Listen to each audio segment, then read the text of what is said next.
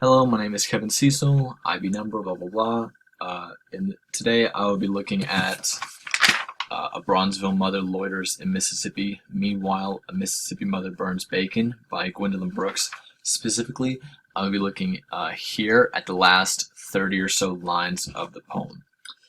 Just to get a brief statement into it, this is from Gwendolyn Brooks' third published body of work, The Bean Eaters, published in 1960. This is 4 years after Emmett Till's death, which was in 1956. This poem is about Emmett Till's death and focuses on Carolyn Bryant, Roy Bryant, who killed Emmett Till, his wife, who Emmett Till catcalled and was ultimately murdered for. So in this poem examines Carolyn Bryant's role in the death of Emmett Till, her journey in understanding it, and also the idea that everyone can be redeemed through universal emotions like love and the rejection of hate, and also the contrast between fairy tale and reality that was very present in the South at the time. So, just to get started, this poem deals with perception versus reality, or Carolyn Bryant's fairy tale mental perception of the South and of her role in it versus the reality she is now faced with. At the beginning of the poem, she is described as the milk white maid. All of her, everything relating to her regarding words such as she and her specifically are lowercase, not capitalized. It says that this is a ballad. Ballads are songs, typically very grandeur, which sort of elevates the tone of the poem. And also, we know that because it is a ballad, that she has a role in it. Everyone has a part to sing per se, and we can see the contrast here specifically with the image of the courtroom after her husband pulled her face around. Again, to red, very, very red, this sort of violent, descriptive imagery shows how her starting to see him not just as a man, but for what he's done and what he is representative of. The courtroom Coca-Cola, a very common, very big staple of the South, very mundane, you could argue. It's interesting, Gwendolyn Brooks has used Coke before in her poems as a very sort of down-to-earth, mundane aspect. So I think it's very interesting she included it here. We have the courtroom, beer, and hate, and sweat, and drone. The repetition here of "and" is very exhaustive on the reader, and it's a very not polished, not shiny image. It pushes like a wall against her. It's just this very strong force. For the duration of the poem, and even here, we see that everything regarding him, the fine prince, as he's referred to, is capitalized. This shows his power over her. Also, how he is almost godlike and, in a sense, to be feared, which is very indicative of how patriarchal the South was, and the role that men and women both had. Him especially being a white man. But here we also see her under not capitalized. Here is a big shift because it's she. It's the first time she is capitalized at all in the whole poem. And then we see a shift of him, his, being not capitalized. Decapitated exclamation points in that other woman's eyes.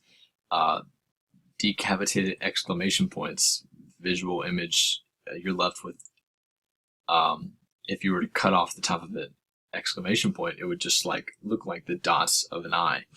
But also it can be inferred as all the emotion lurking behind those eyes, or that's pent up or unable to be expressed. And the other woman here, we know, is Emmett Till's mother. Her seeing her across the courtroom. Again, capitalization here, capitalization showing her stand, power shift. I guess a tonal shift between her and her husband. She did not scream. She stood there The whole poem, she's kind of been not facing things. You know, when her husband hits her son, she goes out of the room. She tries to avoid the new somethings that hit her because she doesn't really know what they are. But here, I will now be looking at the idea of redemption in the poem. Hatred for him burst into glorious flower. Glorious, very positive image compared to hatred. You can see that this emotion is almost the fertilizer or soil for this metaphorical flower. Magnolias is interesting. Magnolias are the state flowers of Mississippi, and they are very fragrant, hence the perfume.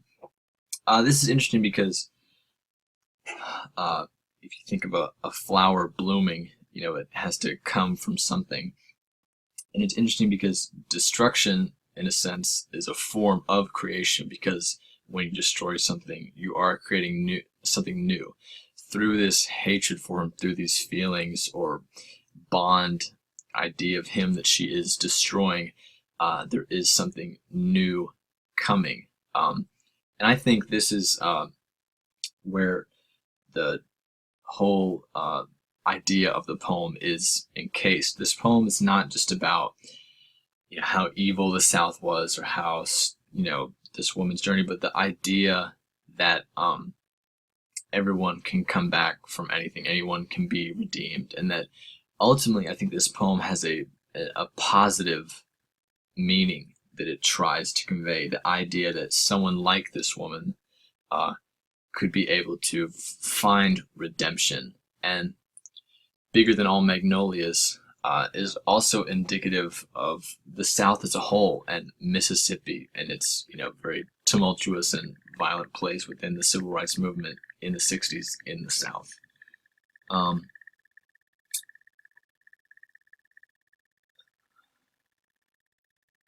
it's interesting too, again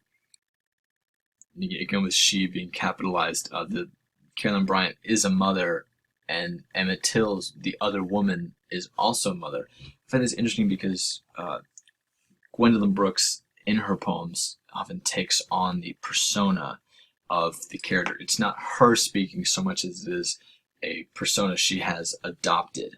I find it interesting. She's examined mothers before in abortions and looking at mothers of soldiers.